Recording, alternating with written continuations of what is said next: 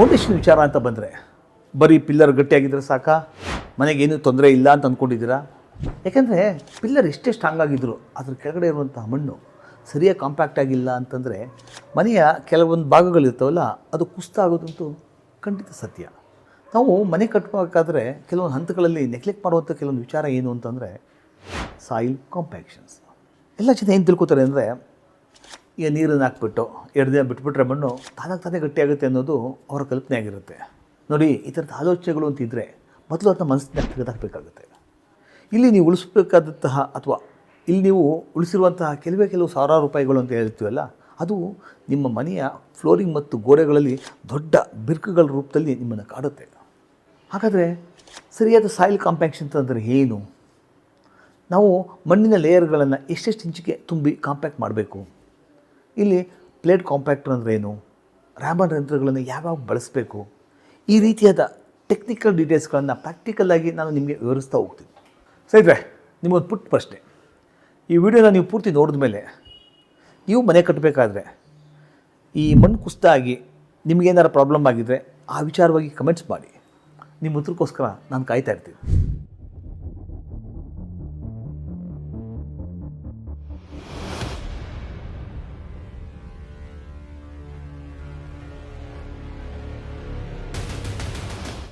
ನಮಸ್ಕಾರ ಸ್ನೇಹಿತರೆ, ನಾನು ನಿಮ್ಮ Chetan, civil engineer. Kamala's YouTube channel ಕಡೆಯಿಂದ ನಿಮಗೆ ಮನೆಯ ಅಡಿಪಾಯವನ್ನು ಹೇಗೆ ಭದ್ರಗೊಳಿಸಬೇಕು ಅನ್ನುವಂತಹ ಒಂದು ಇಂಪಾರ್ಟೆಂಟ್ ವೀಡಿಯೋಗೆ ನಿಮಗೆಲ್ಲರಿಗೂ ಸ್ವಾಗತ. ಸ್ನೇಹಿತರಲ್ಲಿ ನಾನು ನಿಮಗೊಂದು ಪುಟ್ಟದ ಒಂದು ಕಥೆ ಹೇಳ್ತೀನಿ. ಈ ತುಂಬ ವರ್ಷಗಳಿಂದ ಒಬ್ಬ ಕ್ಲೈಂಟ್ಸು ನನ್ನ ಬಳಿ ಬಂದರು, ಪ್ಲ್ಯಾನ್ ಮಾಡಿಸ್ಕೊಂಡ್ರು. ಸರ್, ನಾವೇ ನಿಂತು ಕಟ್ಸ್ಕೊತೀವಿ, ನಮ್ಮ ಮೇಸ್ತ್ರಿ ಇದ್ದಾರೆ, ಹಾಗೆ ಹೇಗೆ ಅಂತೇಳಿ ಕಟ್ಸ್ಕೊಂಡ್ರು. ಆ ಮನೆ ಚೆನ್ನಾಗಾಯಿತು, ಮುಗಿತಾ ಬಂತು. ಆದರೆ ಗ್ರೂಪೇಶ್ ಆಗಿ ಬಂದವರೆಲ್ಲ ಖುಷಿಯಾಗಿ ಅದು ಅವ್ರನ್ನ ಖುಷಿಯಾಗಿ ವ್ಯಕ್ತಪಡಿಸ್ತಾಯಿದ್ರು.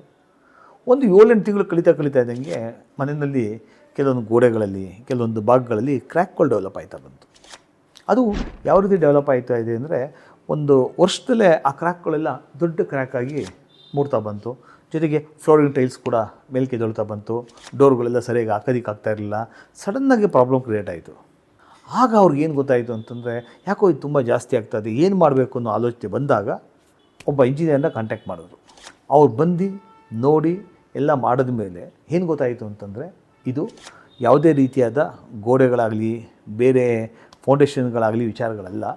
ಇದು ಆಗಿರೋದು ಎಲ್ಲಿಂದ ಅಂತಂದರೆ, ಇದು ನಮ್ಮ ಫೌಂಡೇಶನ್ನಲ್ಲಿ ಸಾಯಿಲ್ ಫಿಲ್ ಮಾಡಬೇಕಾದ್ರೆ ಸರಿಯಾಗಿ ಸಾಯಿಲ್ ಫಿಲ್ ಮಾಡದೇ ಇರೋ ಕಾರಣದಿಂದ ಅಲ್ಲಲ್ಲಿ ಫೌಂಡೇಶನ್ ಸಿಂಕ್ ಆಗಿದೆ. ಇದನ್ನು ಸರಿಪಡಿಸ್ಬೇಕು, ಇಲ್ಲ ಅಂದರೆ ಇದು ಇನ್ನೂ ಜಾಸ್ತಿ ಆಗುತ್ತೆ ಅಂತ ಅವ್ರು ಅಂದ್ಕೊಂಡ್ರು. ಸ್ನೇಹಿತರೆ, ಆಗ ಅವ್ರಿಗೇನು ಅನ್ನಿಸ್ತು ಅಂದರೆ, ಈ ಸಾಧಾರಣವಾಗಿ ಒಂದು ಸಮಸ್ಯೆ ಅಂತ ಏನು ಅಂದ್ಕೊಂಡಿದ್ರು ಅದು ಒಂದು ದೊಡ್ಡ ಸಮಸ್ಯೆಯಾಗಿ ಕಾಡ್ತು. ಅದನ್ನು ಸರಿಪಡಿಸೋದಕ್ಕೆ ಪಾಪ ತುಂಬ ಖರ್ಚು ಮಾಡಿದ್ರು. ಮನೆ ಕಟ್ಟಿದ ಒಂದೂವರೆ ವರ್ಷ ಆಜುಬಾಜುನಲ್ಲೇ ಈ ಪ್ರಾಬ್ಲಮ್ನ ಫೇಸ್ ಮಾಡಿದ್ರು. ಹಾಗಾಗಿ ನಾನಿವತ್ತು ಸಾಯಿಲ್ ಕಾಂಪ್ಯಾಕ್ಷನ್ ಅಂದರೆ ಏನು, ಯಾಕಿದಿಷ್ಟು ಇಂಪಾರ್ಟೆಂಟು, ಇದರಿಂದ ಏನೇನು ತೊಂದರೆಗಳಾಗುತ್ತೆ ಅನ್ನೋ ಎಲ್ಲ ವಿಚಾರನ ನಿಮ್ಗೆ ಎಕ್ಸ್ಪ್ಲೇನ್ ಮಾಡಬೇಕು ಅಂತ ಬಂದಿದ್ದೀನಿ. ಸಾಯಿಲ್ ಕಾಂಪ್ಯಾಕ್ಷನ್ ಅಂದರೆ ಏನು? ಬಹಳ ಜನಗಳಿಗೆ ಒಂದು ಡೌಟ್ ಇರುತ್ತೆ, ಏನಿದು ಸಾಯಿಲ್ ಕಾಂಪ್ಯಾಕ್ಟ್ ಅಂದರೆ, ಇದನ್ನು ಯಾಕೆ ಮಾಡಬೇಕು ಅಂತ. ನೋಡಿ, ಇದು ಒಂದು ತುಂಬ ಸಿಂಪಲ್ ವಿಚಾರ. ನಾವು ಫೌಂಡೇಶನ್ ಮಾಡ್ತೀವಲ್ವ, ಮಣ್ಣನ್ನು ತೋಡ್ತೀವಿ, ತೆಗೆದು ಹೊರಗಡೆ ಹಾಕ್ತೀವಿ, ಮತ್ತು ಫಿಲ್ ಕೂಡ ಮಾಡ್ತೀವಿ. ಆದರೆ ಮತ್ತೆ ಫಿಲ್ ಮಾಡಬೇಕಾದ್ರೆ ಈ ಮಣ್ಣಿನ ನಡುವೆ ಇರುವಂತಹ ಗಾಳಿ ಇರುತ್ತಲ್ಲ, ಅದನ್ನು ಹೊರಗಡೆ ತೆಗಿಬೇಕಾಗುತ್ತೆ. ಆ ಮಣ್ಣನ್ನು ಗಟ್ಟಿಯಾಗಿ ಪ್ರೆಸ್ ಮಾಡಬೇಕಾಗುತ್ತೆ. ಆ ಪ್ರೋಸೆಸ್ ಇದೆಯಲ್ಲ, ಅದನ್ನೇ ಸಾಯಿಲ್ ಕಾಂಪ್ಯಾಕ್ಷನ್ ಅಂತ ಹೇಳ್ತೀವಿ. ನಾನು ಇದನ್ನು ಸಿಂಪಲಾಗಿ ವಿವರಿಸ್ತಾ ಇದ್ದೀನಿ. ಇದು ಅಂದರೆ ಇದರಿಂದ ಬರೀ ಸಾಯಿಲ್ ಸೆಟ್ಲ್ ಆಗೋದಿಲ್ಲ, ಫೌಂಡೇಶನ್ಗೆ ಒಂದು ಸ್ಟ್ರಾಂಗ್ ಬೇಸ್ ಸಿಗುತ್ತೆ. ಇಲ್ಲಿ ನೆಕ್ಸ್ಟ್ ಪಾಯಿಂಟ್, ಸಾಯಿಲ್ ಕಾಂಪ್ಯಾಕ್ಷನ್ ಯಾಕೆ ಮುಖ್ಯ ನೋಡಿ. ದೊಡ್ಡವರು ಹೇಳ್ತಾರೆ, strong foundation start from soil ಅಂತ. ಇಲ್ಲಿ ಕಾಂಕ್ರೀಟ್ ಎಷ್ಟೇ ಸ್ಟ್ರಾಂಗ್ ಆಗಿದ್ದರು ಕೆಳಗಡೆ ಇರುವಂಥ ಸಾಯಿಲ್ ವೀಕ್ ಆಗಿದ್ದರೆ ಆ ಕಾಂಕ್ರೀಟ್ ನಿಮಗೆ ಖಂಡಿತ ಹೆಲ್ಪ್ ಮಾಡಲ್ಲ. ಫೌಂಡೇಶನ್ ಸ್ಟ್ರೆಂತ್ ಶುರು ಆಗೋದು ಕಾಂಕ್ರೀಟ್ನಲ್ಲಿ ಮಾತ್ರ ಅಲ್ಲ, ಸಾಯಿಲ್ನಲ್ಲಿ ಕೂಡ ಸ್ಟ್ರೆಂತ್ ಸಿಗುತ್ತೆ. ಆದರೆ ಇದಕ್ಕೆಲ್ಲ ಒಂದು ಪ್ರಾಪರ್ ಕಾಂಪ್ಯಾಕ್ಷನ್ ಬೇಕೇ ಬೇಕು. ಕಾಂಪ್ಯಾಕ್ಷನ್ ಸ್ಕಿಪ್ ಮಾಡಿದ್ರೆ ಏನಾಗುತ್ತೆ, ಲೂಸ್ ಸಾಯಿಲ್ ಯಾವಾಗಲೂ ನಿಧಾನವಾಗಿ ಸೆಟ್ಲ್ ಆಗುತ್ತೆ, ಫೌಂಡೇಶನ್ ಕೂಡ ಅನಿವನ್ನಾಗಿ ಸೆಟ್ಲ್ ಆಗುತ್ತೆ. ಇದರಿಂದ ಗೋಡೆಗಳಲ್ಲಿ ಕ್ರ್ಯಾಕ್ ಉಂಟಾಗುತ್ತೆ, ಫ್ಲೋರಿಂಗ್ ಟೈಲ್ಸ್ ಡ್ಯಾಮೇಜ್ ಆಗುತ್ತೆ, ಡೋರ್ ಅಲೈನ್ಮೆಂಟಲ್ಲಿ ವ್ಯತ್ಯಾಸಗಳು ಕಾಣುತ್ತೆ, ಈ ವಿಂಡೋಗಳಲ್ಲಿ ಓಪನಿಂಗ್ ಆ್ಯಂಡ್ ಕ್ಲೋಸಿಂಗ್ ಸಂದರ್ಭಗಳಲ್ಲಿ ಪ್ರಾಬ್ಲಮ್ ನಿಮ್ಮನ್ನು ಕಾಡುತ್ತೆ. ಇವೆಲ್ಲ ಶುರು ಆಗುತ್ತೆ. ನಮ್ಮ ಮುಂದಿನ ಪಾಯಿಂಟು, ವಾಟ್ರ್ ಜೊತೆಗೆ ಸರಿಯಾಗಿ ಕಾಂಪ್ಯಾಕ್ಷನ್ ಇಲ್ಲ ಅಂತಂದರೆ ಏನಾಗುತ್ತೆ. ಇಲ್ಲಿ ಡ್ರೈ ಸಾಯಿಲು ಕಾಂಪ್ಯಾಕ್ಟು ಆಗೋದೇ ಇಲ್ಲ.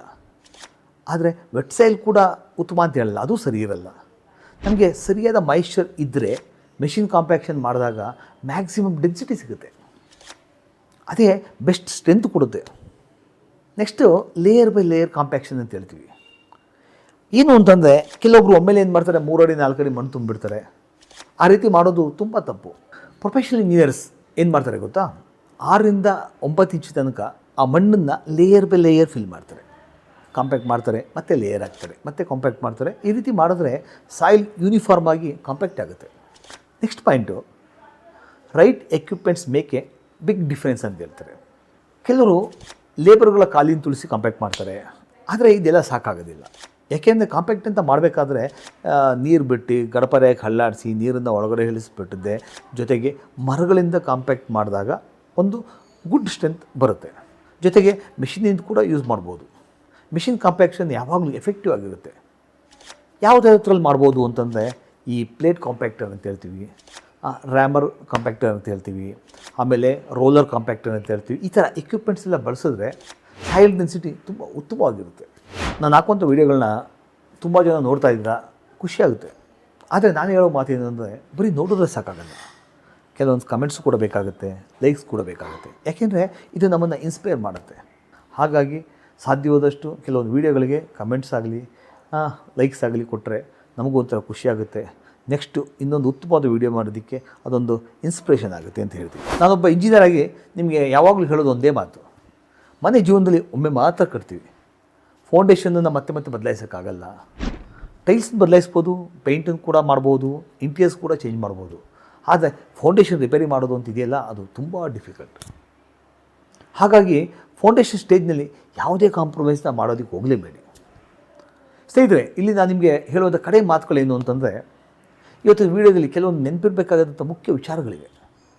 ಅವೇನು ಅಂದರೆ, ನಿಮ್ಮ ಮನೆ ಪಾಯ ಅಗಿಬೇಕಾದ್ರೆ ಆ ಜಾಗ ಏನಾದ್ರು ಹಳ್ಳದ ಸೈಟ್ ಆಗಿದ್ದಿದ್ರೆ, ವೇಸ್ಟ್ ಮಣ್ಣನ್ನು ಯಾರಾದರೂ ತುಂಬಿದರೆ ಆ ಮಣ್ಣನ್ನೆಲ್ಲ ತೆಗೆದು ಉತ್ತಮವಾದ ಮಣ್ಣನ್ನು ತುಂಬಿ ಸಮತಟ್ಟು ಮಾಡ್ಕೊಳ್ಳಿ.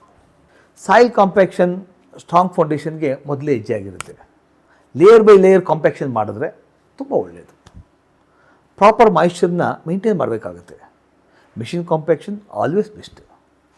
ಈ ಫೌಂಡೇಶನ್ ಸ್ಟೇಜ್ನಲ್ಲಿ ಟರ್ಮೇಟ್ ಟ್ರೀಟ್ಮೆಂಟು ಕೂಡ ಮಾಡಿಸ್ಕೊಳ್ಳಿ, ತುಂಬ ಒಳ್ಳೆಯದು. ಇಲ್ಲಿ ನಾವು ಯಾವಾಗಲೂ ಅಷ್ಟೇ, ನಾವು ಮನೆ ಕಟ್ಟಬೇಕಾದ್ರೆ ಕ್ವಾಲಿಟಿ ಆಫ್ ಕೆಮಿಕಲ್ಸ್ನೇ ಬಳಸಬೇಕಾಗುತ್ತೆ. ಇಲ್ಲಿ ಫ್ಯೂಚರ್ ರಿಪೇರಿಗಿಂತ ಪ್ರಿವೆನ್ಷನ್ ಯಾವಾಗಲೂ ಉತ್ತಮ. ಸ್ನೇಹಿತರೆ, ಮನೆ ಕಟ್ಟೋದು ಒಂದು ಕನಸು. ಆ ಕನಸನ್ನು ಗಟ್ಟಿಯಾಗಿರೋದೇ ಫೌಂಡೇಶನ್. ಆ ಫೌಂಡೇಶನ್ನ ಸುರಕ್ಷಿತವಾಗಿರೋದೇ ಸಾಯಿಲ್ ಕಾಂಪ್ಯಾಕ್ಷನ್ ಮತ್ತು ಟರ್ಮೇಟ್ ಟ್ರೀಟ್ಮೆಂಟಿಂದ. ಇವನ್ನು ಯಾವಾಗಲೂ ಅಷ್ಟೇ ಇಗ್ನೋರ್ ಮಾಡೋದಕ್ಕೆ ಹೋಗಲೇಬೇಡಿ. ಈ ವಿಡಿಯೋ ನಿಮಗೆ ಉಪಯೋಗ ಆಗಿದರೆ ಲೈಕ್ ಮಾಡಿ. ಈ ಥರ ಕನ್ಸ್ಟ್ರಕ್ಷನ್ ಟಿಪ್ಸು, ವಾಸ್ತು ಗೈಡೆನ್ಸು ಮತ್ತು ಇಂಜಿನಿಯರಿಂಗ್ ನಾಲೆಡ್ಜ್ಗೋಸ್ಕರ ನಮ್ಮ ಚಾನಲನ್ನು ಸಬ್ಸ್ಕ್ರೈಬ್ ಮಾಡ್ಕೊಳ್ಳಿ. ನಾನು ನಿಮ್ಮ ವನಾಚೇತನ್.